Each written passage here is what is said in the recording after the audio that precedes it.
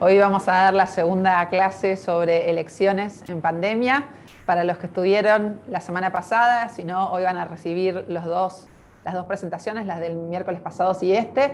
El miércoles pasado vimos qué se pone en juego en esta elección legislativa del 2021, cuáles son los cargos o las bancas que se ponen en juego tanto en el Congreso de la Nación como en la legislatura de la Ciudad de Buenos Aires. Vimos de qué manera se vota. Y vimos también al final de la clase el tema del cronograma electoral y, bueno, y la manera de proporcionar el sistema proporcional electoral que tenemos aquí en Argentina. Y hoy nos vamos a enfocar un poco más cómo tenemos que repensar o qué cuestiones del proceso electoral, tanto preelectoral como durante, como el día del comicio, hasta en la parte del escrutinio, tenemos que repensar en este contexto de pandemia. Así que los invito a ver aquí en la presentación, van a ver el índice.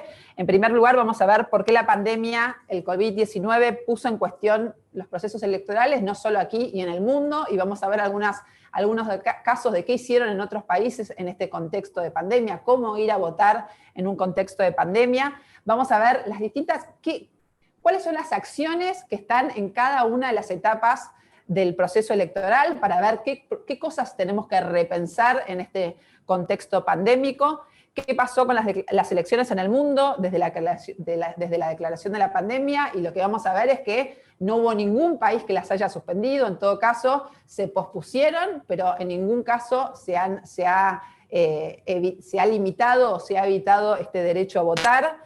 Dentro de los actos preelectorales, entonces la invitación es hoy a pensar cuáles son los aspectos que tenemos que mejorar o repensar justamente en un contexto pandémico en cuanto a la convocatoria a la elección, la presentación tanto de las alianzas como la oficialización de las listas, la oficialización de las boletas, la campaña electoral. El financiamiento de campaña es un tema que surgió, algunas dudas surgieron en la clase pasada, así que lo incorporamos en esta clase. Les recuerdo ahora sí que todos tienen, para los que no estuvieron en la clase anterior, tienen un Padlet donde pueden, mientras vamos hablando, pueden ir dejándonos sus consultas e inquietudes, y tanto en el medio de la charla como cuando hagamos una pausa nos van a acercar sus preguntas para que las podamos contestar.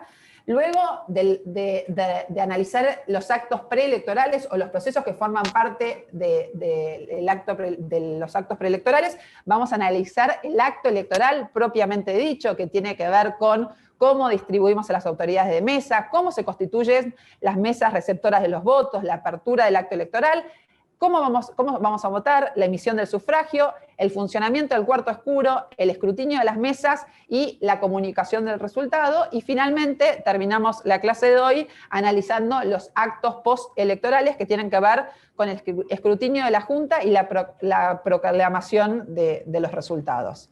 Entonces, ¿por qué la pandemia, el COVID-19, puso en cuestión los procesos electorales? Porque como todos sabemos, ya en el 11 de marzo de 2020 la OMS declaró el coronavirus como una pandemia, y debido a los altos niveles o los niveles alarmantes que se observaban en la propagación de este virus, y como medida para evitar el COVID, en la mayoría de los gobiernos y los estados, en los distintos países, para evitar la propagación se empezó a proponer evitar la circulación, la interacción entre las personas, el uso de elementos de protección como los barbijos, y esto claramente puso en duda en muchos países donde cuando surge la primera ola había procesos electorales, puso en duda si esto se podía hacer, si todas estas restricciones a la circulación o medidas para evitar el virus podía llegar a evitar o hacer que no se produzcan los actos electorales. Y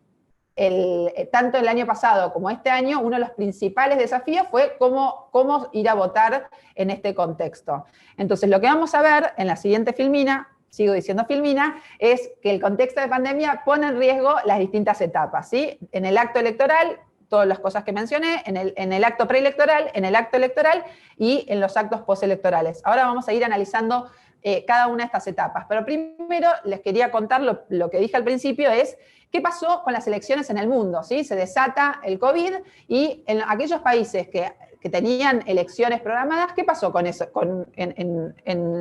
¿Sí? ¿Qué pasó en el mundo? Y si ustedes se fijan, a nivel mundial, solamente en 78 países las elecciones se pospusieron, ¿sí? Ahí van a ver con distintos colores tanto si son nacionales como subnacionales, pero en el mundo, en los países que había elecciones, en 78 países se pospusieron. Y si ven la filmina siguiente con los colores azules, en 122 países las elecciones tuvieron lugar aún en este contexto, lo que nos lleva al desafío de justamente repensar cómo hacemos todo el proceso electoral en este contexto donde hay que evitar la circulación y la propagación del virus, ¿sí? Entonces, ahora vamos a ver, nosotros muchos del proceso electoral nos vamos a estar adelantando a muchas de las cuestiones de cómo finalmente vamos a votar, porque todavía no salió una acordada de la Cámara Nacional Electoral que define cuál va a ser el protocolo para esta elección. Pero nosotros les vamos a contar las definiciones o las definiciones que ya tenemos. La primera es esta, que ven en la convocatoria, que es el Congreso Nacional, por la ley 27.631, lo que definió es posponer las PASO, las primarias abiertas, simultáneas y obligatorias, que también vimos en la clase anterior, para el 12 de septiembre, y las elecciones generales para el 14 de noviembre. Este fue un primer paso, o la primera definición que toma la Argentina en un año electoral, que es posponer un mes, tanto la PASO como la elección general, para ganar algo de tiempo para que más personas estén vacunadas y tratar de disminuir, que haya menos circulación del virus, esperando que también por la fecha del año, digamos, haya menos contagios. Pero este fue un primer paso que hizo la Argentina, que fue, con una ley como debe ser, posponer tanto la PASO como la elección general. Y ahora, una cosa también que tienen que saber, lo que vimos en la clase pasada, es que en este año no solo hay elecciones de representantes o de diputados y senadores a nivel nacional, sino que también hay elecciones locales en 13 provincias. Y ahí lo que vamos a ver son algunas definiciones que tomaron las distintas provincias. Ya la Ciudad de Buenos Aires, por ejemplo, tanto la Ciudad de Buenos Aires como la provincia de Buenos Aires, Catamarca, Chaco, Mendoza y San Luis, tomó la decisión de hacer la elección legislativa de manera simultánea con la nacional, ¿sí? Eso era una sugerencia que había hecho la Cámara Nacional Electoral para que los ciudadanos no tengan que ir 2 veces a votar, primero para las autoridades locales y luego para las nacionales. Hay una recomendación de tratar de unificar las elecciones. Bueno, esto pasó en estas provincias que acabo de mencionar: Ciudad de Buenos Aires, Provincia de Buenos Aires, Catamarca, Chaco, Mendoza y San Luis. Hay otras provincias que dijeron, no, independientemente del coronavirus y del contexto pandémico, nosotros vamos a mantener nuestras fechas desdobladas. Esas provincias son Corrientes, Jujuy, Misiones y Salta. Y hay otras provincias que todavía se está por definir si va a ser de manera simultánea o desdoblada, que son Formosa, La Rioja y Santiago del Estero. Recuerden que cuando una provincia define la simultaneidad, lo que hace es subsumirse a la ley nacional, y después vamos a ver algunas implicancias que tiene eso, por ejemplo, para la Ciudad de Buenos Aires, hasta dónde podemos llegar en el reordenamiento del proceso electoral el día de la elección, que la mayor parte vamos a ver que depende de Servini y de Cubría y depende de Nación, no depende de la ciudad, pero bueno, todavía hay algunas provincias que están por definir si lo hacen de manera simultánea o si desdoblan con respecto a la Nación. Presentación de alianzas y de las listas. La ley de los partidos políticos reconoce la posibilidad de constituir alianzas electorales de 2 o más partidos para presentar candidatos para cargos públicos y electivos. Recordarán, para los que estuvieron el miércoles pasado, nosotros terminamos la clase mirando el calendario electoral, y lo que definimos y lo que vimos es que la primera fecha que empieza ahora, o sea, el calendario electoral comienza justamente con esta fecha, con la presentación de las alianzas, que es, ¿qué día? El 14 de julio. El 14 de julio, en principio, bueno, ahí hay una modificación de los días. Antes las alianzas se hacían 50 días antes de la PASO, y ahora se bajó a 45 días. Sí, la lista final se va a presentar 45 días antes, que sería el 30 de septiembre para la elección general. Perdón, que me había dejado el olvido. Eso es para... Sí, para la presentación de listas. O sea, la de las PASO es el 14 de julio. La fecha cambió a raíz de que se cambió la fecha de la elección. Y para la elección general, los candidatos se van a tener que volver a presentar, los que fueron proclamados en las PASO, el 30 de septiembre. Bien, y ahí enseguida vemos en la siguiente filmina cuáles son los desafíos o qué cosas tenemos que rever. Ahí está. que rever en un contexto pandémico, ¿sí? Uno es el tema de la oficialización de las boletas. Las agrupaciones políticas van a la Junta Electoral y presentan los distintos modelos de boletas de sufragios, y la Junta Electoral convoca a los apoderados políticos para aprobar ese modelo, esas boletas, y se genera una instancia en donde cada uno de los apoderados, en todo caso, impugna o genera comentarios sobre la boleta de otro, y esto entiendo que es algo que en principio va a ser virtual. Sí, estas 3 instancias que vimos, presentación de alianzas, de listas de candidatos y de oficialización de boletas, son 3 actos electorales previo a la elección que generan algún tipo de riesgo. ¿Por qué? La presentación de las candidaturas y de las listas es en los partidos políticos. Si alguien alguna vez lo siguió por televisión, suele ver las imágenes donde se amontonan todas las personas que van a ser candidatos, los apoderados, en la sede de los partidos, y suele ser un lugar donde va mucha gente. Así que hay que poner el foco y ver cómo lo van a organizar los partidos para evitar que todos vayan a un mismo lugar al mismo tiempo. Asimismo, las audiencias de oficialización de boletas también, la foto ahí lo muestra, es una instancia donde están todos los apoderados de los partidos mirando las boletas y haciendo sus observaciones. Sobre este punto, la Cámara Nacional Electoral ya anunció que estas 3 instancias se van a hacer de forma virtual, es decir, que no se va a hacer presencial en los juzgados electorales.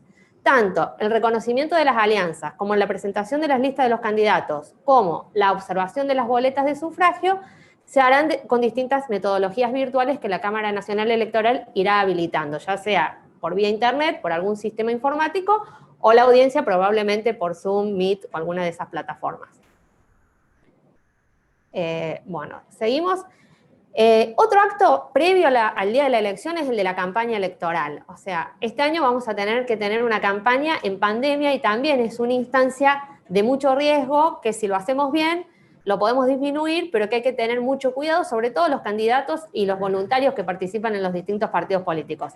Ahí está la definición de qué es lo que es, según la ley electoral, una campaña electoral, que bueno, que son todas las actividades que todos alguna vez habremos visto que realiza tanto el partido político, el candidato o un tercero, y que significa movilización, difusión, publicidad, las encuestas de opinión, algún tipo de comunicación, planes, proyectos, o sea, toda actividad que de alguna manera se realice tendiente a captar la voluntad del elector es considerado para la ley campaña electoral, y debe realizarse en un clima de tolerancia democrática. Es decir, la campaña de los partidos debe evitar todo tipo de agresión, noticias falsas y cosas que lamentablemente se están viendo mucho en el último tiempo.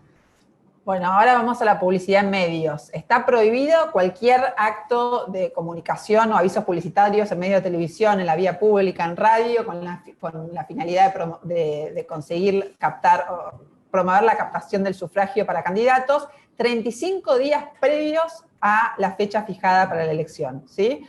Entonces, los partidos no pueden contratar en forma privada publicidad en emisoras de radiodifusión televisiva o televisión abierta. Lo que vamos a ver es que los espacios de publicidad se va a distribuir por la Dirección Nacional Electoral, que lo hace por sorteo público, los espacios para publicitar a estos candidatos entre las distintas agrupaciones, y lo hacen de manera, bueno, el horario se deberá asegurar que todas las agrupaciones políticas que oficialicen las listas de candidatos, la rotación en todos los horarios, y al menos 2 veces por semana en el horario central. Entonces, la Cámara Nacional Electoral lo que genera es una distribución equitativa. Yo, claro, estaba mirando ahí estaba mirando la cara del auditorio, perdón, del público.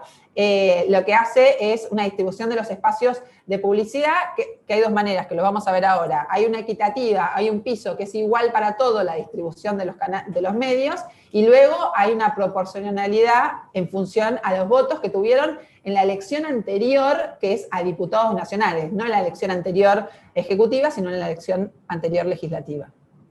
Sí, ahí lo que se hace es tratar de que todos los partidos puedan rotar en la franja horaria y tener todos la misma cantidad de visibilidad en los horarios centrales de televisión. Es decir, que el acceso a los medios de comunicación no sea en función al financiamiento que tenga cada agrupación política, y ahora vamos a ver un poco el tema de financiamiento también, pero que haya una rotación para que todos los candidatos, incluso la de los partidos más chicos, tengan acceso a difundir sus plataformas y sus candidaturas a través de los medios de comunicación. Sí. Otra cuestión importante en la campaña es la difusión de los actos de gobierno, que lo que se trata de evitar es que los gobiernos hagan publicidad en la época de campaña. No pueden hacer, ya sea a favor de sí mismo para captar el voto del sufragio, pero tampoco lo pueden hacer ni a favor ni en contra de ninguno de los candidatos que participan de la campaña electoral. Y después, 25 días antes de la elección, se restringe todo tipo de actividad, como sea inauguración de obras públicas, presentar algún tipo de programa de beneficio, exenciones impositivas. O sea, cualquier acción de gobierno, si bien ahí están enumeradas, que de alguna manera uno sospeche que lo hacen con la finalidad de captar votos. Eso tampoco lo puede realizar el gobierno. Entonces, hasta 35 días, hasta 35 días de la elección no se puede hacer campaña en los medios de comunicación. Lo que deben ver en sus distintos distritos y en el territorio es ilegal. Ahí en la legislatura también hicimos una propuesta, un proyecto de ley de campaña sustentable para justamente tratar de evitar el uso indebido o la pegatina de afiches en lugares que no se puede hacer, como pueden ser los contenedores de basura o los postes de luz. En general, antes de las elecciones, aquí en la Ciudad de Buenos Aires, hubo un amplio consenso para firmar un acta compromiso, ya sea tanto por los apoderados de los partidos como por los candidatos, para hacer una campaña limpia y responsable. Pero bueno, cuando nosotros les estamos diciendo que formalmente en el calendario electoral no se puede difundir y no se puede hacer comunicación, probablemente lo hayan visto en el territorio, pero bueno, eso es algo ilegal y que no debería haber. Y en contexto de pandemia, seguimos en la siguiente filmina sobre campaña en Internet y vía pública. La Cámara Nacional Electoral lo que promueve es la comunicación a través de las plataformas digitales. Y en ese sentido, a nivel nacional, hay una ley bastante innovadora. En ese sentido, nosotros, la ciudad, tenemos que avanzar en la regulación de lo que es la campaña a través de Internet, pero lo que define esta ley es que todos los candidatos tienen que registrar sus cuentas de las redes sociales, los sitios de Internet y demás canales digitales para que la Cámara Nacional Electoral pueda hacer un tracking de esa información. Después también seguramente se hará un registro de la publicidad que se pone en estas plataformas, porque dado que gran parte de la campaña y la comunicación política va a pasar en lo online, también hay que hacer una traqueabilidad o un seguimiento de lo que se gasta en estos lugares, y al registrar las cuentas oficiales, ya sea de los candidatos o de los partidos, también lo que se evita es la propagación de noticias falsas. Sabemos que las fake news están a la vuelta de la esquina, entonces es una manera de oficializar los canales o de institucionalizar o tener un registro y traquear los canales institucionales y oficiales de campaña para no dar lugar, que bueno, obviamente hay campaña sucia y hay canales fake o canales que se utilizan para hacer una contracampaña, pero hay un seguimiento por parte de la Cámara Nacional Electoral de estos perfiles oficializados.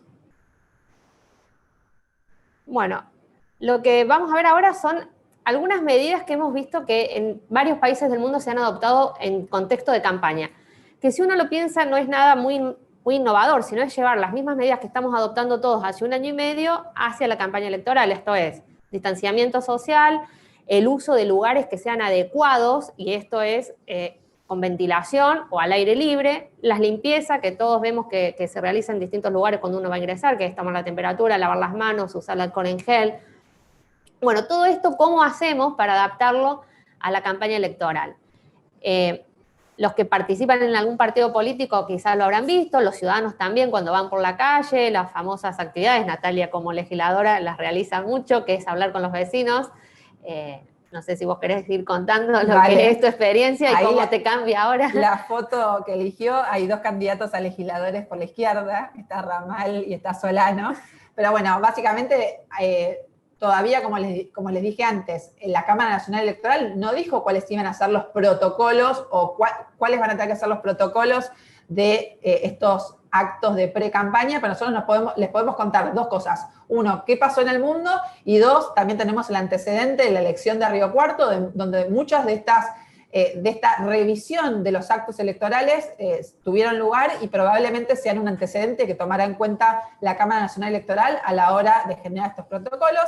En principio, los actos y eventos masivos están prohibidos, excepto que se hagan en un lugar al aire libre, como bueno, teatros o lugares así de fútbol, pero no se permiten la concentración, la realización de eventos masivos en lugares cerrados. Hay una regulación que, bueno, después hay que ver cómo se implementa, ¿no? Y cómo se controla, pero en principio esto en Río Cuarto pasó, que se limitaba el puerta a puerta a 2 personas y limitar lo más posible la entrega de folletería y de materiales, y en todo caso, en caso de entregarlo, tenía que ser higienizado con alcohol 70%. Si me no sé si la foto capaz, no sé si se alcanza a ver bien, pero por ejemplo, en esa actividad están todos sin barbijo, porque es anterior obviamente a la pandemia, y hasta compartiendo mate, sí. Algo que claramente no se va a poder hacer. O sea que no parece, pero sí, hay cambios muy notorios en cómo los candidatos que están acostumbrados a la cercanía, a las actividades de ir a charlar con la gente y estar mucho rato y escuchando sus problemas, van a tener que restringirlo bastante. Bueno, entonces, en principio, podemos adelantar que vamos a tener una campaña sin actos tan masivos, porque hay que respetar la ventilación, o en todo caso, si van a ser un poco masivos, que sean al aire libre, con la visita puerta a puerta con menos personas. No pueden ir varios candidatos y personas de la campaña a un domicilio, y mucho menos entrar en ese domicilio. La entrega de materiales, en principio, se recomienda limitar la entrega de material y en todo caso desinfectarlo en caso de tener que entregar. Y la instalación de mesas de campaña en lugares públicos también, en el caso de Río Cuarto, se limitó a que hubieran 2 personas en esas mesas y que vayan rotando y que sea al aire libre, y también higienizar el material que se entrega. Financiamiento de campañas. Bueno, ¿cómo hacen los partidos políticos y los candidatos para financiar todas estas actividades que probablemente este año tengan un gasto mayor, porque utilizar elementos de higiene va a ser un costo que van a tener que afrontar todos los partidos políticos? Los partidos políticos pueden financiar su campaña tanto con fondos públicos como con fondos privados. Los fondos públicos son fondos que otorga el Estado y son de 2 tipos. Uno es un aporte extraordinario que les realiza a los partidos políticos para que puedan financiar sus campañas electorales, y otro es un aporte específico que les otorga para que puedan imprimir las boletas partidarias. Como vimos en la reunión anterior, las boletas múltiples partidarias son financiadas por el Estado, pero las imprime cada partido político. Y el Estado les otorga una partida específica para esto, que consiste en un monto de 2,5 boletas. O sea, cada partido político podría imprimir lo que se diría 2,5 padrones de sus propias boletas, por cada una de las categorías, con lo cual si se elige más de una categoría, el monto aumenta. El dinero que otorga el Estado tiene 3 formas de distribución, ya sea si es para elección presidencial, elección de diputados o elección de senadores. El criterio trata de ser siempre el mismo, que sea una parte específica en forma igual para todos los que participan, y otro 50% en proporción a la cantidad de votos que esos partidos recibieron en las elecciones anteriores. Eso es en las 3 categorías. O sea, el criterio es poner un piso de igualdad para todos, sea un partido grande o un partido chico, recibir el mismo monto, y el otro 50% que el Estado les va a otorgar se les va a entregar, bueno, sí, en función de los votos que cada uno obtuvo. Después van a recibir la filmina y toda la presentación, y van a poder ver ahí específicamente algunas cuestiones menores, pero el criterio es ese, en las 3 categorías: presidencial, de diputados y de senadores. ¿Qué pasa con los aportes privados que pueden recibir los partidos políticos? El aporte privado es en dinero o en especies. O sea, si alguna persona aporta en alguna especie, también se considera un aporte de campaña, que puede hacer ya sea una persona humana o una persona jurídica. Estos son las empresas. Estos aportes que recibe el partido político, ¿de quiénes pueden provenir? Bueno, fundamentalmente de sus afiliados. Muchos partidos políticos reciben cuotas de los afiliados, de otras personas que no están afiliadas o de las personas jurídicas. También pueden obtener recursos de su propio patrimonio o de las actividades que realizan, de herencias y de legados que reciben. ¿Quiénes no pueden de ninguna manera contribuir a una campaña de un partido político? Cualquier persona o empresa que lo quiera hacer de manera anónima. Está prohibido la donación anónima, porque en muchos países se está permitido, en Argentina eso no se permite. Tampoco pueden aportar a los partidos políticos para la campaña las entidades centralizadas, descentralizadas, las entidades nacionales, provinciales, binacionales, multilaterales, o sea, ninguna entidad pública del Estado nacional, provincial, municipal o de la Ciudad Autónoma de Buenos Aires. Tampoco pueden recibir ningún tipo de aporte de empresas que sean permisionarias o concesionarias de servicios públicos o que sean proveedores, ya sea del Estado nacional, provincial, municipal o de la Ciudad Autónoma de Buenos Aires. Ninguna persona humana o jurídica que explote juego de azar puede aportar a la campaña electoral. Tampoco puede hacerlo ningún gobierno extranjero. No puede hacerlo una persona humana o jurídica que resida en el exterior, es decir, que no tenga un domicilio en el país. Tampoco se pueden recibir donaciones de personas que hayan sido obligadas a donar dinero, ya sea de algún jerárquico o de su empleador. Y estas son modificaciones que se hicieron en el último tiempo, y es que no se puede recibir aportes de asociaciones sindicales, patronales o profesionales, es decir, los sindicatos, las cámaras empresariales o las asociaciones profesionales de los distintos colegios no pueden aportar a las campañas electorales. Y tampoco pueden hacerlo los que tengan algún tipo de procesamiento en el fuero tributario, o sea, que tenga deuda impositiva con el Estado y esté judicializado. Eso tampoco pueden. Ahí, entonces, sintetizando un poco esta parte, ¿no? Nosotros lo que tenemos en Argentina es un sistema de financiamiento mixto. ¿Qué quiere decir mixto? Que tiene una parte con financiamiento público y otra parte con financiamiento privado. Ustedes se acordarán, esto fue cambiando, ¿sí? En un momento, después de todo el caso de la efedrina, al principio se había prohibido el financiamiento privado, luego en el 2019 hubo un cambio y se volvió a permitir el financiamiento privado. Hay toda una discusión que después de ver el tema de los límites de financiación, claramente nos debemos una discusión más amplia en la Argentina de... Ahora van a ver cuántos son los montos de una campaña nacional en Argentina o en la provincia de Buenos Aires. Ustedes se van a reír y se van a dar cuenta que mucho de lo que pasa en la realidad está por fuera de esos límites. Pero recapitulando en cuanto al sistema de financiamiento, nosotros tenemos un sistema de financiamiento mixto, público y privado, que se distribuye de la manera que les dijo Camila. Un piso del 50% igual a todos los partidos y luego otro 50% que tiene que ver, que se distribuye en función a los votos de la elección anterior, en este caso de la elección a diputados nacionales, legislativa a diputados nacionales. Pero veamos el tema de los límites al financiamiento. Sí, o sea, ¿cuánto es lo que va a poder gastar, o sea, recibir un partido político en primer lugar? Esto lo voy a leer para que se entienda bien y después voy a tratar de explicarlo con un ejemplo, igual después les va a quedar en la presentación. Cada agrupación política va a poder recibir para financiar sus gastos de campaña un total de recursos privados que no supere el monto equivalente de la diferencia entre el tope máximo de gasto fijado por ley y el monto del aporte para la campaña. ¿Qué significa esto? La ley establece cuál es el máximo que se puede gastar en una campaña electoral, que ahora vamos a ver cuál es. Vamos a poner un ejemplo, son 100 millones de pesos. El partido va a poder gastar 100 millones de pesos. Y el Estado le aporta 50 millones. Es decir, que la diferencia entre eso, que son 50 millones, va a poder recibir de aportes privados y no más que eso. ¿Se entiende? O sea, si un partido puede gastar un total de 100 millones y recibe del Estado 40 millones, solamente va a poder recibir en aportes privados, ya sea de personas o de empresas, 60 y no más que eso.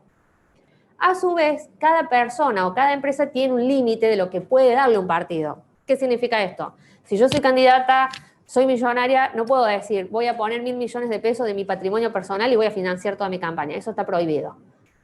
Ya sea los candidatos o cualquier persona o empresa, solamente va a poder aportar el 2% del gasto permitido. O sea, del monto total que se permite gastar, solamente el 2%.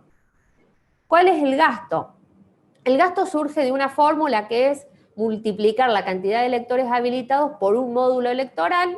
El módulo electoral se fija en el presupuesto, este año tiene un monto de 20,5, no importa, todo eso lo hace la justicia, hace ese cálculo, lo anuncia, y es lo que vamos a ver a continuación. Este año, para la campaña electoral, para la general, en la provincia de Buenos Aires, por ejemplo, cada partido político va a poder gastar 260 millones de pesos. En las PASO la mitad, son 130 millones. O sea, de todos los montos que ven ahí, la mitad es lo que se puede gastar en las PASO. Por ejemplo, en la Ciudad de Buenos Aires, cada partido político va a poder gastar en la elección un total de 55 millones de pesos, entre aporte público y privado. Como decía Natalia recién, para cualquiera de nosotros es una fortuna y es muchísimo dinero. Sí. Nos parece mucha plata, pero para lo que son los valores de mercado de los gastos de los partidos políticos es un monto muy bajo.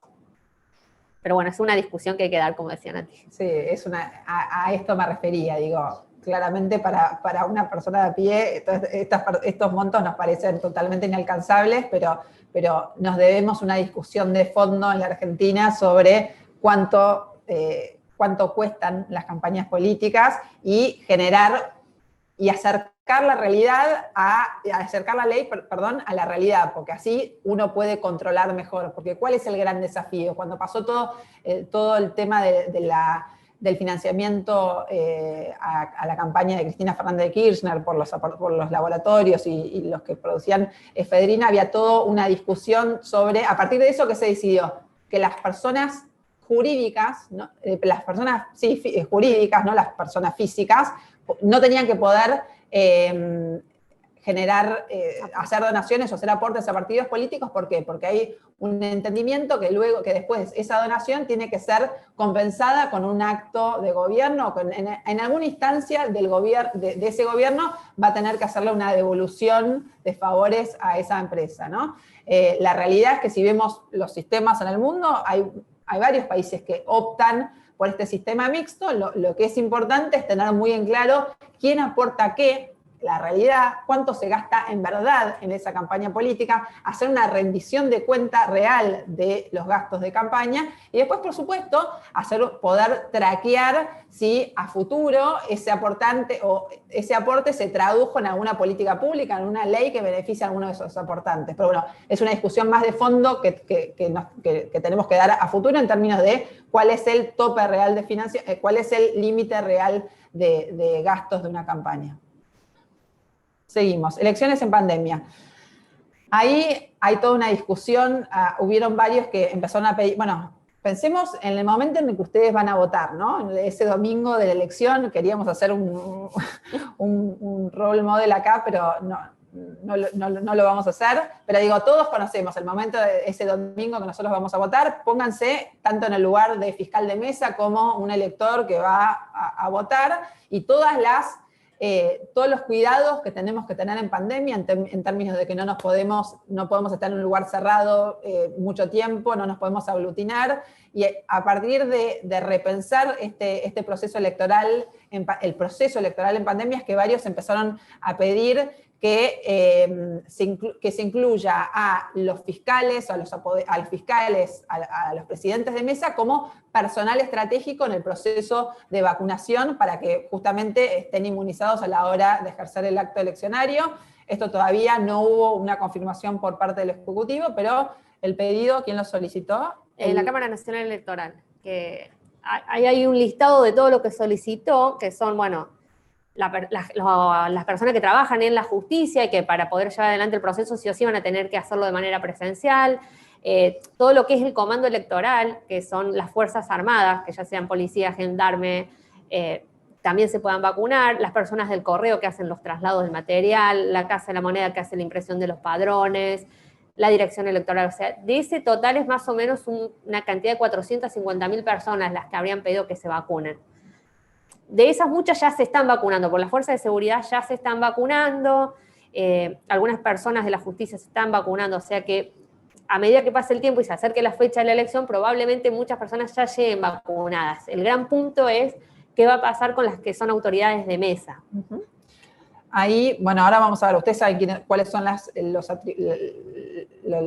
características que tienen que tener las autoridades de mesa. Tienen que ser un elector hábil, tienen que tener más de 18 años, tener entre 18 y 70 años de edad, residir en la sección electoral donde debe desempeñarse, saber, por supuesto, leer y escribir, como esta sugerencia de la Cámara Nacional Electoral de que las autoridades de mesa estén vacunadas todavía no han tenido respuestas. Hay algunas cuestiones que sí van a tener que cumplirse y que tiene que ver con que hay que avisar con antelación. Se anticipó el plazo para la designación de las autoridades de mesa, ¿sí? A 65 días antes de la elección. Hubo también un requerimiento para aumentarlo. Ustedes saben que las autoridades de mesas se les paga un viático, hubo un pedido para aumentar el monto del viático. Se van a excluir como autoridades de mesa se van a excluir a las personas de riesgo y solamente van a poder ser autoridades de mesa aquellas personas que tengan entre 18 y 55 años. Va a tener que haber un pedido de más cantidad de autoridades de mesa para, en caso de que algunas personas no puedan cumplir con esa tarea, para poder tener reemplazo de las autoridades. Se va a incluir en las causales de excusación estar cursando la enfermedad, y esto es todo un tema muy interesante y muy crítico que plantea la pandemia en las elecciones del mundo, que tiene que ver con qué pasa con las personas que están contagiadas, cómo se compensa o cómo se hace equilibrio entre el derecho al voto y el peligro de que esa persona contagiada en el momento de ir a votar no contagie a los demás. Ahí vamos a ver algunos casos en otros países donde directamente les llegaban a los enfermos de COVID las urnas, y eso es algo que acá en Argentina no podemos hacer, pero bueno, en todo caso una de las cosas que esperamos ver en el protocolo es que se definan algunos lugares donde las personas que estén cursando la enfermedad tengan que acercarse para votar y que tengan ciertos protocolos de cuidado que sean distintos de un lugar de votación normal. Se van a adoptar medios de comunicación no presenciales para justificar la inasistencia. Eso vimos la vez pasada, que había que justificar en caso de no ir a votar, y se implementará junto con el Ministerio de Salud un kit sanitario compuesto por 4 barbijos y una solución sanitizante para repartir entre todas las autoridades de mesa. En los centros de votación, los jueces electorales van a designar con más de 30 días de anticipación a la fecha del comicio los lugares donde van a funcionar las mesas. Acá es muy importante saber que no se modificó la cantidad de mesas donde vamos a ir a votar, pero sí se aumentaron los establecimientos, es decir, hay misma cantidad de mesas, pero en más establecimientos. ¿Para qué? Para evitar la concentración de gente, y eso es algo que probablemente les pase, que ustedes siempre votaron en un lugar. Bueno, ahora van a haber más lugares, o sea, son las mismas cantidad de mesas, pero lo van a hacer en más lugares para evitar la conglomeración de gente. Para ubicarlas podrán habilitar dependencias oficiales, locales de entidades de bien público, salas de espectáculos y otras que reúnan las condiciones indispensables. En su momento, cuando con Cami empezamos a pensar cómo rever todo el proceso electoral acá en la ciudad, hablamos y escribimos un artículo sobre la posibilidad de que de repente las elecciones se den en estadios de fútbol o en lugares abiertos donde no tenga que haber concentración y esté garantizada la ventilación. Bueno, eso cuando adherimos a la simultaneidad con la elección nacional, en principio sabemos que no va a pasar, porque hay una jueza, Servini de Cobría, que está muy firme en no innovar demasiado en cuanto a los lugares y los establecimientos que se van a votar. Se va a seguir votando en más escuelas, pero con la misma cantidad de mesas y incorporando ciertos protocolos. Sí, acá en esto hay 2 cuestiones que son centrales. La primera es poder garantizar, y esto la justicia electoral está tratando de hacer mucho énfasis, la presencia de las autoridades de mesa. Sin autoridades de mesa es prácticamente imposible que se pueda hacer la elección.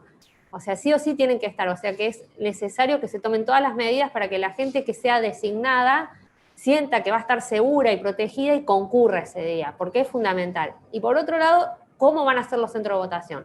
Rápidamente deben designarse y publicitarse para que la gente vea que va a ser seguro ir a votar, porque lo que se debe evitar es que caiga la participación, porque la gente tenga miedo y que por miedo no vaya a votar y se pierda la posibilidad de ejercer el derecho de voto. O sea que esos son como los 2 puntos centrales, que las autoridades electorales van a tener que garantizar que son lugares seguros, o lo más seguro posible en este contexto, para que vayan a votar. Sí, ahí seguramente se están preguntando cuál fue la experiencia en otros países que tuvieron elecciones en contexto de pandemia, y la verdad que la experiencia es disímil en términos de en qué fase o etapa de la pandemia les tocó. O sea, en los países donde estábamos en la fase 1, donde prácticamente no podía salir para nada y solamente podía salir para realizar la votación, en ese lugar que además la votación, el voto no es obligatorio, cayó mucho la participación. Y en otros lugares donde el acto electoral cayó en una segunda o tercera fase, o cuando ya había comenzado todo el proceso de vacunación, ahí no se vio una merma tan importante en la participación, y nosotros claramente vamos a hacer, va a ser más parecido a este segundo grupo de países, donde además tenemos el voto obligatorio, pero eso no quita que hay que rever e implementar un montón de protocolos y de cuidados a la hora de ejercer el derecho al voto en un contexto pandémico.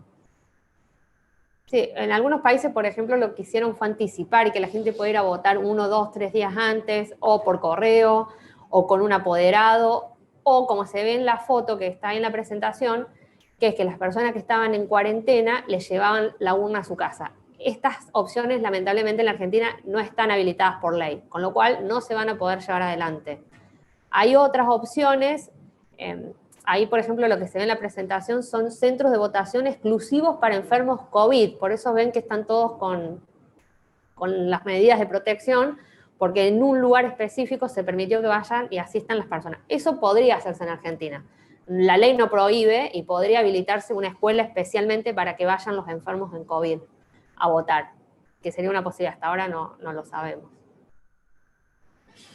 Procedimiento de votación, eso es lo que les decía, que podemos tratar de repensar o imaginar cómo sería. Las personas deben presentarse ante el presidente de mesa por orden de llegada, exhibiendo su documento cívico. Ahí vamos a ver en el protocolo de la Cámara Nacional Electoral, hay todo un desafío, porque en principio hay una sugerencia de no pasar el documento, pero todos sabemos lo que implica tener que ser fiscal de mesa y tener que identificar si el documento es el último que está vigente. Así que bueno, ahí va a haber que extremar las condiciones de higiene para poder chequear que efectivamente sea el último documento o el más actual con el que se está votando. El presidente entregará al lector un sobre abierto y vacío firmado y lo invitará a pasar para el cuarto oscuro. Ahí hay una sugerencia también para que cada elector, cada votante lleve su propia lapicera y no tenga que haber ese traspaso de lapiceras. Los fiscales partidarios en el momento del voto ahí firman el sobre, luego entra al cuarto oscuro, pone la boleta, sale, ahí el presidente de mesa chequea que el sobre firmado, el que está poniendo en la urna, efectivamente fue el que ellos firmaron previamente. Y el sobre cerrado será depositado por el elector en la urna, y el presidente después tiene que señalar en el padrón que ese votante ya emitió el sufragio. Eso no cambia, se le entrega al elector una constancia de emisión del voto, y como les decía antes, se recomienda que cada uno lleve su propia lapicera para poder firmar el padrón. Bueno, y ahí ya llegamos a lo que sería la etapa final, que también es una instancia de mucho riesgo, en donde vamos a tener que tener mucho cuidado, que es el momento en que se cierra la votación, terminaron de votar las personas y hay que contar los votos. A quienes alguna vez participaron de eso, se traslada por lo general la urna con el presidente de mesa y todos los fiscales de los partidos a una de las aulas, y ahí se va a proceder la operación. Bueno, eso, como ahí se amontona mucha gente, va a tener que ser con mucho cuidado. Eso se realiza una vez que se cerró la escuela y está custodiada por las fuerzas de seguridad. El presidente de mesa abre la urna, extrae los sobres y los verifica uno por uno que efectivamente sean los sobres legales de la elección y que no hayan metido a una persona sin que nadie se diera cuenta un sobre trucho. Se cuentan, y luego lo que se tiene que hacer, el primer acto que hay que hacer es corroborar que el número de sobres que había dentro de la urna coincida con el número de personas que el presidente de mesa tiene registrado que ese día votaron. Si no hay coincidencia, que por alguna razón puede pasar, eso se deja la constancia en el acta y luego la justicia va a verificar qué fue lo que pasó. Se examinan los sobres y una vez que se ve que los sobres son los correctos, se procede a abrirlos, retirar del interior las boletas, ubicarlas arriba de la mesa, y a partir de ahí se van a hacer las distintas categorías de voto para proceder al conteo. ¿Cuáles son los votos que están permitidos en la elección? Tenemos los votos válidos, los votos blancos, los recurridos, los impugnados y los votos nulos. O sea, tenemos todas esas categorías de voto que a veces suele ser confuso cuál es cuál, porque algunas distinciones no son del todo precisas y claras. El voto válido es el voto que adentro del sobre encontramos una boleta oficializada. Tiene que ser la boleta que, si hay alguna duda, si es esa o no, que tiene el presidente de mesa y que vino adentro de la urna con el sello que dice justicia electoral. Tiene que coincidir con esa boleta. Y no debería tener ningún tipo de manipulación, aunque se permite como voto válido la boleta, si tiene alguna tacha, alguna raya o aún así, aunque estuviera roto, pero se permita ver a quién votó la persona. Por decirlo de una manera simple, si nosotros tomamos la boleta y aunque estuviera rota, podemos ver claramente a quién quiso votar, el nombre del candidato y el número del partido, ese voto es voto válido y tiene que ser computado afirmativamente. El voto blanco es aquel cuando abrimos el sobre y no hay nada, es lo más simple posible. El voto recurrido es como lo que yo comentaba antes. Supongamos que entre los fiscales no se pongan de acuerdo porque la boleta está rota, porque tiene una tacha, porque tiene una inscripción, y algún fiscal diga que es voto válido y otro no. En ese caso, lo que se hace es recurrir el voto, colocarlo dentro de un sobre especial que viene dentro de la urna y se lo lleva al escrutinio definitivo y es la justicia que decide si ese voto vale o no vale. Mientras tanto, queda en suspenso. El voto impugnado no se realiza en este momento, sino ocurre cuando una persona llega a votar y por alguna razón el presidente de la mesa o los fiscales consideran que esa persona no puede votar. Esto puede pasar porque hay veces que se cree que la persona que está votando no es la misma que figura en el DNI. O sea, va con un DNI y a algún fiscal o al presidente de la mesa le genera duda, y ahí lo que se impugna en realidad es la identidad del elector. A veces se lo deja votar, pero ese sobre se lo coloca en un sobre especial que se envía de la justicia y después la justicia resuelve si ese voto se va a considerar o no.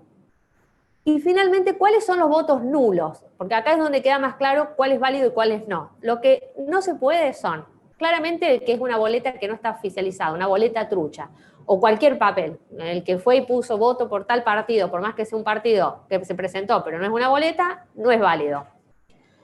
La boleta oficializada que tenga algún tipo de inscripción o tachadura, pero salvo lo que decíamos en el punto anterior. Pero si esa inscripción o tachadura permite ver cuál fue la opción electoral, sí se tiene que permitir. Por eso, como eso es medio confuso, suele ser las mayores peleas que suelen tener los fiscales. ¿Qué se considera nulo y qué se considera válido? Cuando hay más de 2 boletas de diferentes partidos, el voto se anula. Si hay 2 boletas o más del mismo partido, se toma un solo voto, pero se lo considera válido. Y cuando se hayan incluido elementos extraños, si junto con la boleta se incluyó cualquier otro elemento, el voto se anula automáticamente.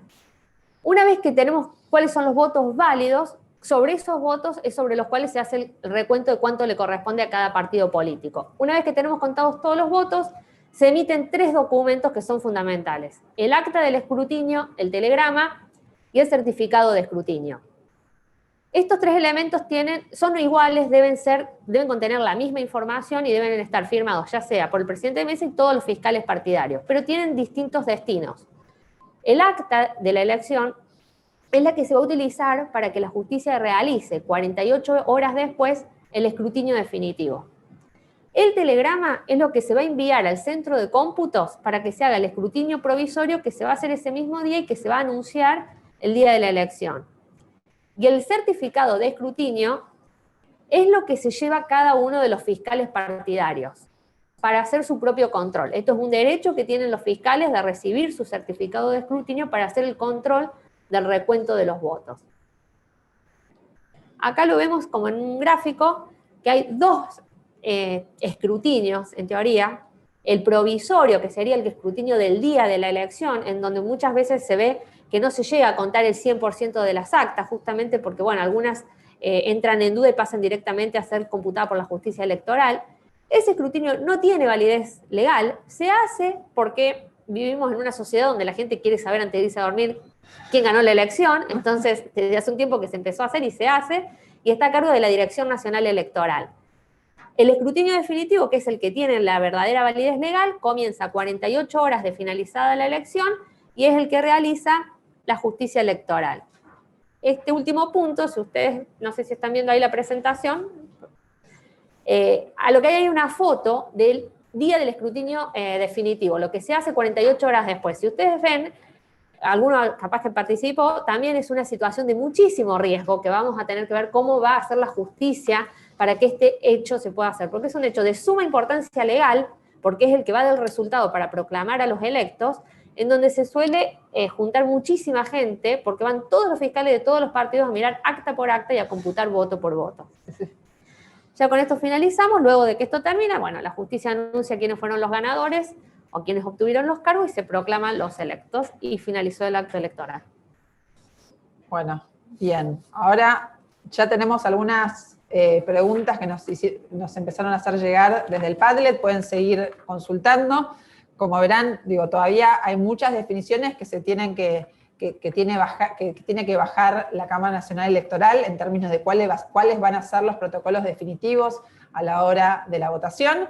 Pero bueno, pudimos ver cómo en las distintas instancias, tanto preelectorales como electorales, como en el escrutinio, donde generalmente hay mucha congregación de fiscales y de apoderados de los partidos, eso va a tener que ser revisto. Al principio, esta primera instancia o esta primera fecha de presentación tanto de alianzas como de listas, como de impugnación de las boletas o presentación de las boletas, muchas de esas instancias van a ser virtual, se van a realizar de manera virtual, pero el mayor desafío que tenemos por delante es ver cómo ordenamos el acto electoral. Hay una cosa que no llegaron a ver, pero lo van a ver en la presentación que van a recibir.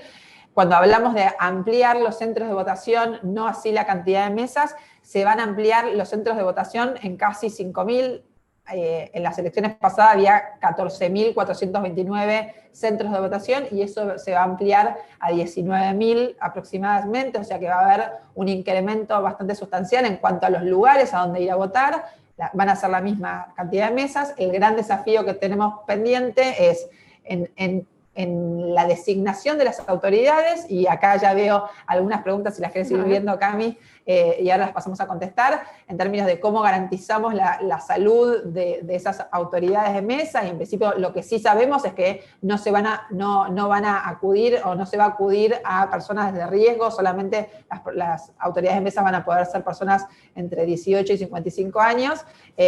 La vacunación, no creo que lleguemos, ahí hay varias preguntas que dicen, bueno, ¿llegaremos a vacunar a todos con una primera dosis? ¿Alcanza? Me parece que nos vamos a tener que hacerlo en las condiciones a las que lleguemos. Por eso la decisión de posponer la PASO y la elección electoral fue correcta y fue votada en el Congreso y en esos términos, porque se ganó tiempo para llegar a dar una segunda dosis o seguir en el programa de vacunación de la población.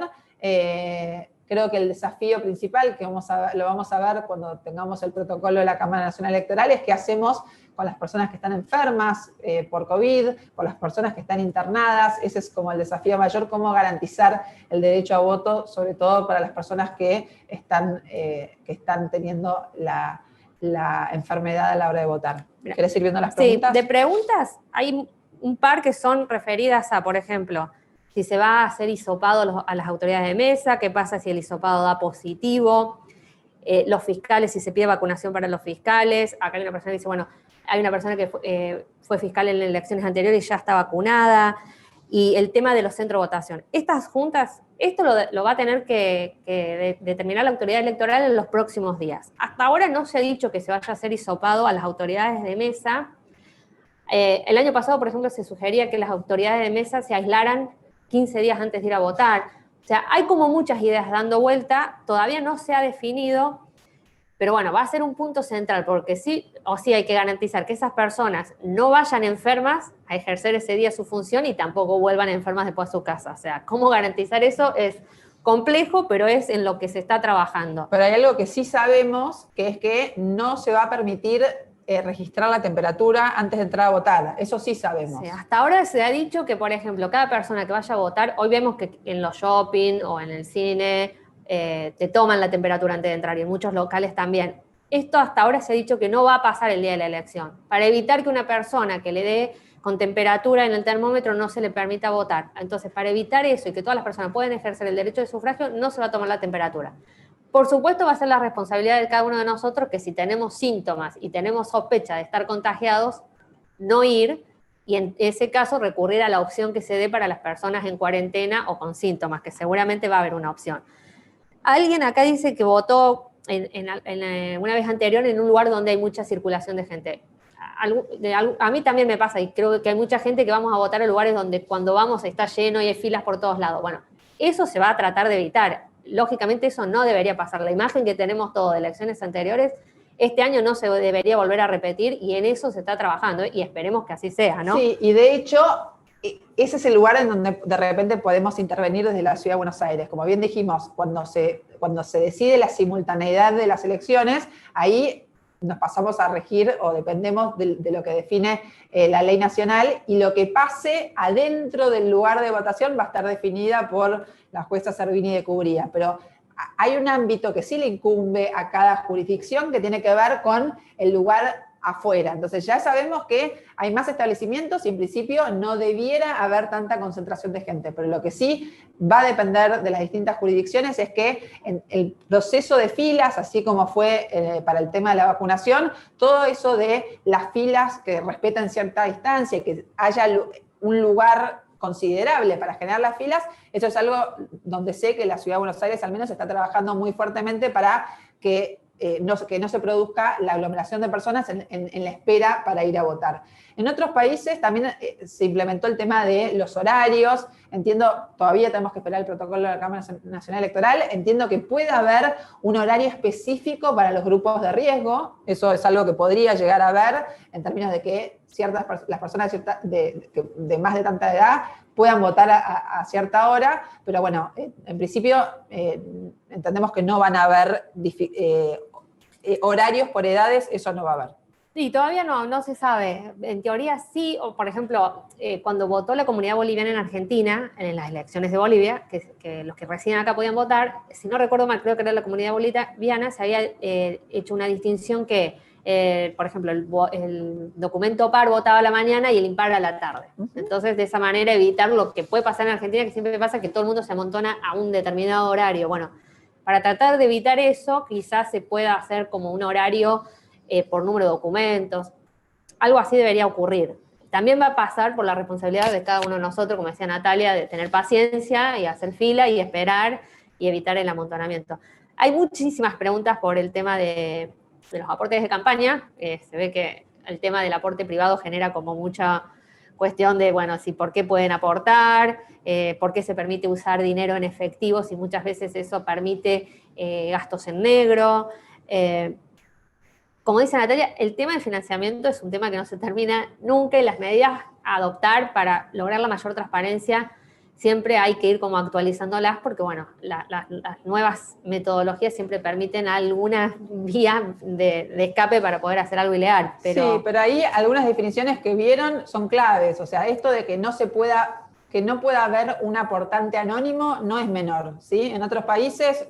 Se acordarán los que participaron en algún momento en la campaña de Obama, yo solía dar estas clases y cuando preguntaban en distintos auditorios, bueno, ¿quién donó $5 a la campaña de Obama? Varios desde América Latina levantaban la mano porque en su momento se acuerdan que fue todo un furor, fue un candidato 2.0 y una de los ejes más importantes de su estrategia fue esto de las microdonaciones. Bueno, eso en Argentina no puede ocurrir. Si uno dona 5 pesos, 10 pesos, etcétera, eso tiene que estar registrado, así que eso no es una limitación menor.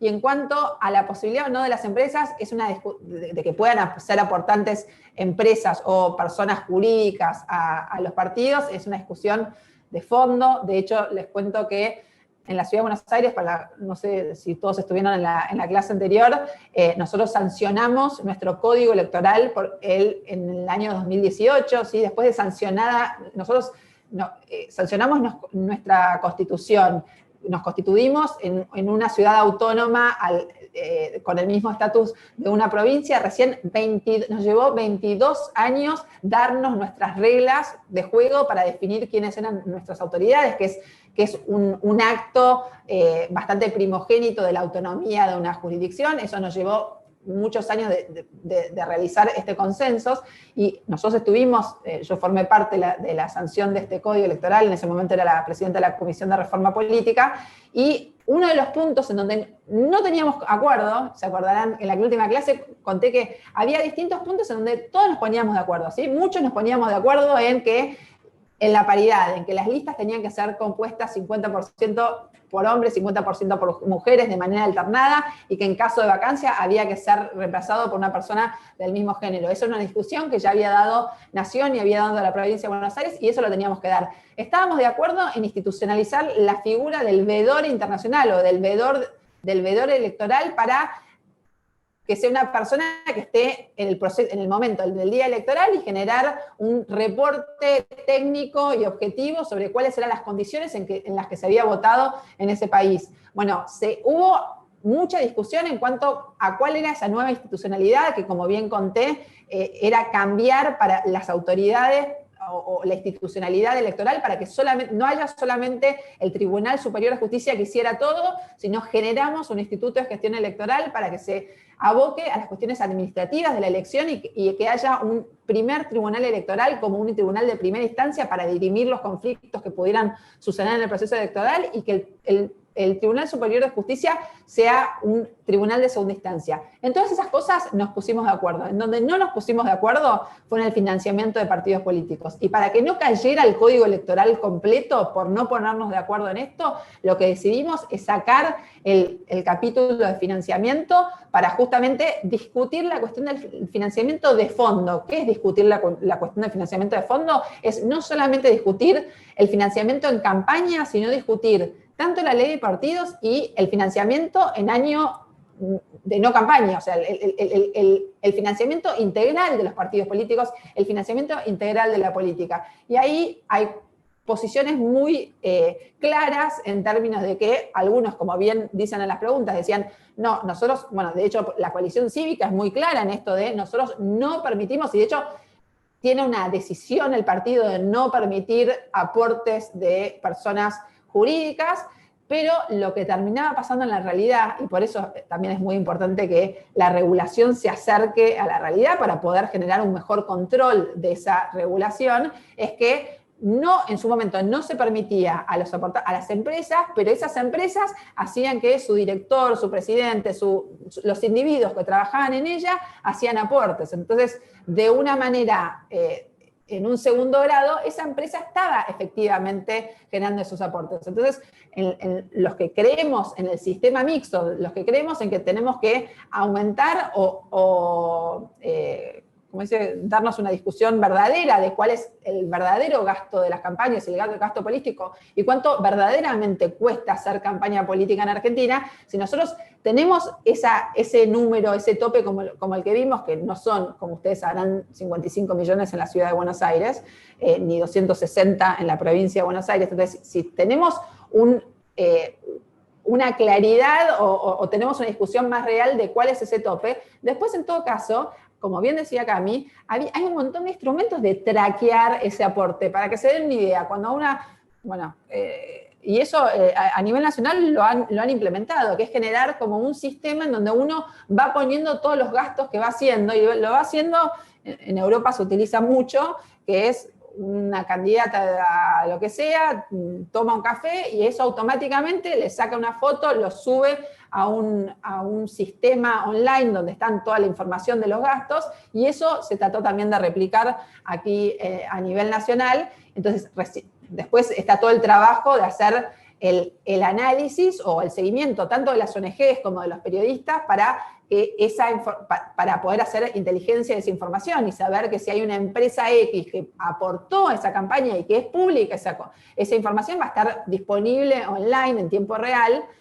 los gastos, incluso también los aportes. Después, en todo caso, hacer la inteligencia cuando 2 años más tarde se genera un proyecto de ley que favorece a esa empresa, bueno, poder hacer un link entre una cosa y otra. Pero lo cierto es que tenemos un buen sistema, tenemos un sistema que es claro en términos de que es mixto, que se le da una posibilidad, hay un aporte público igual para todos que permite a ciertos partidos pequeños competir en ciertas condiciones de igualdad. Después, por supuesto, entre el piso y después el monto total es donde está la diferencia, y tiene un límite está la diferencia, digamos, del aporte privado, y tiene un límite muy exacto, muy preciso, la cantidad o el monto de dinero que puede poner una persona física personalmente, que no puede superar el 2%, De los- 2% del total del financiamiento público, privado. Sí, después acá hay una persona pregunta, hay dos preguntas que son similares, por la regulación de la campaña en Internet, sobre todo en redes sociales, y una persona que dice, bueno, ¿qué pasa con WhatsApp y Telegram? Que en la última campaña se vio mucho que llevaba publicidad por esos medios. Hay una regulación muy mínima en Argentina, y cuando lo trabajamos en la ciudad, nos reunimos con las empresas, y hay una dificultad, que es que tanto las redes más conocidas como Twitter o Facebook no son empresas argentinas, con lo cual hacer una ley en Argentina que regule lo que se difunde en esos medios genera la dificultad de hasta qué punto esas empresas van a acatar esa legislación o no, y cómo hacerlo. Esas empresas, asimismo, por las dificultades que han tenido en otros países del mundo, han ido autorregulándose y poniendo ciertas limitaciones. Pero es un tema complejo y es un desafío, pero que hay que afrontarlo. Pero si ahí preguntan si hay ley, no hay una ley que sea muy explícita sobre este tema, y es un tema que hay que debatir, sobre todo porque pasa esto. Hasta el año pasado estábamos discutiendo Twitter o Facebook cuando discutimos el código en la ciudad, y ya hoy se está discutiendo qué pasa con WhatsApp, TikTok, con Telegram, y ya está TikTok, y bueno, y vienen, y cada vez hay más redes sociales, más formas de comunicación, y la ley siempre queda como atrasada. Y son formas que tienen muchas dificultades para poder ser reguladas de manera específica. Bueno, acá, primero, gracias por todas sus preguntas, la verdad que son todas muy, muy interesantes. Acá tomo otras dos, que tiene que ver con bueno, una dice, ¿qué medidas van a tomar para que no haya fraude? Y el otro dice, boleta única en mayúscula era una de las implementaciones más inmediatas a considerar, avanzar de una vez por todas en el sistema precario que tenemos para emitir sufragio. Ahí, bueno, coincido en que lo segundo es una respuesta a lo primero. Nosotros en general decimos que las reglas electorales no debieran cambiarse cuando el partido está en juego, ¿sí? Por eso nosotros el debate del código electoral o la modificación a las leyes electorales se suelen hacer en un año no electoral, porque no está bueno que en el mismo año electoral cambien las reglas de juego. Eso pasó en la Ciudad de Buenos Aires cuando sancionamos el Código Electoral. En principio hay una reticencia por parte de varios de discutir las reglas electorales en el año electoral. Este año es un año excepcional y en momento de pandemia no nos pareció que estuviera mal dar la discusión en el Congreso Nacional, que es el lugar donde se tiene que dar, pero si me preguntan a mí, coincido con las apreciaciones que hacen ustedes en el Padlet. Creo que nos quedamos cortos con la sábana en términos de que estuvo bien aplazar la PASO y la elección general, pero también nos podíamos haber dado, ya que estamos cometiendo esta infidencia o esta cosa que no se hace, que es cambiar las reglas de juego en un año electoral, podríamos habernos dado una discusión de fondo en términos de cuál es el mejor instrumento para sufragar en contexto de pandemia y en contexto de no pandemia. Y ahí, bueno, mi postura es claro en torno a la boleta única, que puede ser en papel o digital. Como ustedes saben, en la Ciudad de Buenos Aires, en este código electoral que sancionamos en el 2018, hemos elegido la boleta única con posibilidad de incorporarle tecnología. En el caso de incorporarle tecnología, hay un montón de cuestiones de auditorías previas y post para garantizar que el secreto del voto y que ese voto no sea modificado, y que existen en la bibliografía y en la discusión pública, hay muchos argumentos a favor y en contra de cada caso, de tener o no boleta única. Lo que sí está claro es que uno de los beneficios que sí tienen es que es el Estado el que garantiza la oferta pública de candidatos para que el ciudadano elija. Esto, como bien les contó Cami, que se tienen que imprimir 2,5 padrones de boletas, 2,5 padrones de boleta, para que después, en todo caso, se la roben el contrincante que quiere tratar de ganar una ventaja el día electoral. Eso no es sustentable desde ningún punto de vista. Entonces, que el Estado sea el que garantice la oferta electoral de manera ordenada y no incurrir en costos económicos ni ambientales para hacerlo, creemos que es lo correcto. En todo caso, podemos dar una discusión de cuáles son el control, o sea, cómo se garantiza el secreto de voto y todo, pero bueno, en ese sentido también tenemos vasta experiencia, aún en nuestro país, como puede ser Córdoba o Rosario. En la clase pasada mostramos la boleta única en Córdoba, donde ya hace varias elecciones que se vota con boleta única. La discusión es, bueno, si votamos muchas categorías, no podemos meter todas las categorías en una boleta. Sí se puede, en todo caso quedará más chiquita, pero bueno, creemos que esa fue una oportunidad perdida, porque así como discutimos el traspaso de las fechas, podríamos habernos dado una discusión más de fondo sobre cuál es el elemento de sufragio. Y también tenemos, en el caso de la Ciudad de Buenos Aires, un caso de éxito en términos de que la última elección, se acordarán, también lo mostramos en la clase anterior, en la última campaña a jefe de gobierno se votó con boleta única electrónica, y la experiencia, tanto para los ciudadanos como para los fiscales y para los escépticos tecnológicos, fue positiva, no porque el resultado esté rápido, porque eso no es lo más importante, pero sí porque nos garantizamos que todo el proceso, que cada uno pudiera votar bien, en tiempo y forma, y que el resultado también se pudo transmitir en tiempo y forma. Hola. ¿Cómo están? ¿Me escuchan? Sí, perdón, perfecto. Y se me complica un poco todo. Escuchamos. Dale. ¿Ustedes tomaron en cuenta el tema de los fallecidos por COVID y los padrones electorales? ¿Hay alguna denuncia? ¿Se ha postulado algo sobre el tema? Porque lamentablemente, con todo dolor del alma, es mucha la gente que en la Argentina hoy falleció por el COVID. Y la verdad que los vamos a tener en el padrón porque no hay tiempo para retirarlos. Y bueno, ¿y qué pasa con esas personas? Porque desconozco cómo es el tema administrativo. Gracias. Sí. Excelente pregunta. Mira, la semana pasada venció el plazo en que se publicó el padrón con los datos que estaban hasta ese momento. O sea, que estaban, no hasta ese momento, sino con mucha antelación, porque ya estaba publicado. Lamentablemente va a pasar esto, que siempre fallece gente posterior, pero esta vez va a ser muy elevado, lamentablemente, el número. Y eso va a estar en el padrón, sí o sí. Ahí lo único que queda es que, por ejemplo, muchas veces pasa que a lo mejor uno va a votar y ve que en el padrón todavía figura algún familiar, porque al tener el mismo apellido, lo ves, que todavía figura, y vas y ves y decís, mi hermano, mi papá, todavía está en el padrón y ya falleció, y uno tiene que ir a hacer el reclamo. En este caso, lo único que queda es ver si efectivamente sigue estando en el padrón. Ahora, cuando se publique el 28 de agosto, se van a publicar el padrón final. Si alguno tiene un familiar que está fallecido y ve que todavía figura, avisar a la justicia electoral para que la justicia electoral lo tenga en cuenta. No lo va a poder eliminar, pero probablemente lo pueda enviar tachado a la autoridad de mesa para que advierta que esa persona, aún estando en el padrón, está fallecida. Entonces, nos va a obligar a que nosotros hagamos el control y verificar si nuestro familiar fallecido figura a partir del 28 de agosto y enviar algún mail a la justicia electoral advirtiendo de esa situación.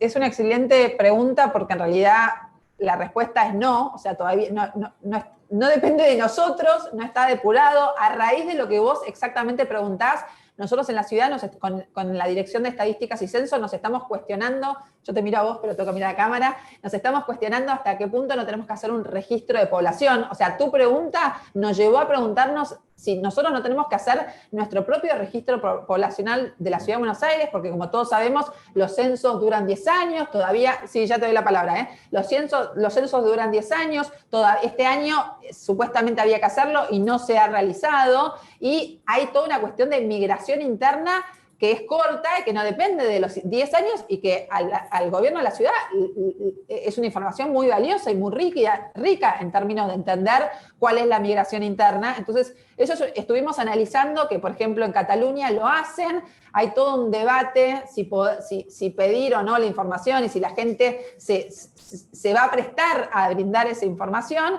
Lo cierto es que hoy dependemos del RENAPER, de un organismo internacional, pero tenemos este instrumento que dijo Camila: cuando estén los padrones provisorios, nosotros tenemos el deber y tenemos la obligación, y como partido me parece que estratégicamente también nos tenemos que poner a militar esta causa, en términos de que si sabemos que hay, bueno, todos los partidos, digo, no solo un partido, todos, que si sabemos que hay una inconsistencia, no solo hacer la denuncia, sino por supuesto tener la información y juntarla para en caso de que haya alguna inconsistencia o una irregularidad, tener los papeles y tenerle toda la información de que hicimos algo o actuamos con respecto a eso. Yo creo que no había más. Visibilidad, lo de las redes ya lo dijeron.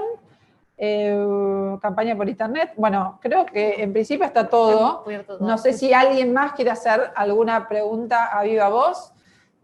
Si no, van a recibir las 2 presentaciones. Yo sé que barrimos muchas cosas. Para los que no estuvieron la última vez, espero que les sirva la presentación que les vamos a mandar por mail. Si no, nos pueden encontrar en las redes sociales o preguntarnos o mandarle acá al instituto y hacernos más preguntas. Seguramente ustedes...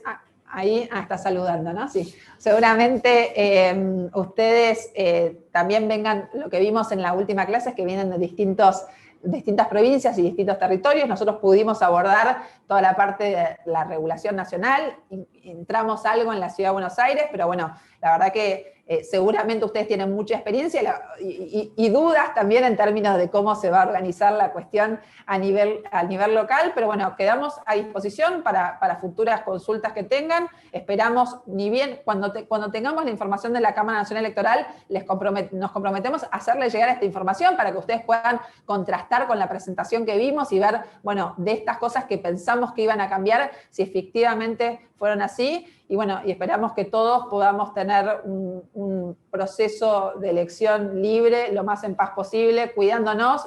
Mucho va a depender de lo que hagamos, de la responsabilidad que tengamos cada uno de los ciudadanos. Y bueno, y va a ser muy importante prever un mecanismo para que las personas que estén enfermas o internadas puedan ejercer el derecho a voto. Creo que eso va a ser algo de lo más crítico, pero lo importante es que vamos a tener elecciones, se definen muchas cuestiones en términos de los pesos específicos o los pesos de las distintas agrupaciones y tener un Parlamento y un Congreso Nacional con la mayor cantidad de voces. Así que fue un placer para nosotras haber estado en estas últimas 2 clases y nos quedamos a disposición para seguir trabajando en estos temas y esperamos, bueno, nada, sus comentarios, inquietudes y las seguimos seguramente muy pronto por este canal.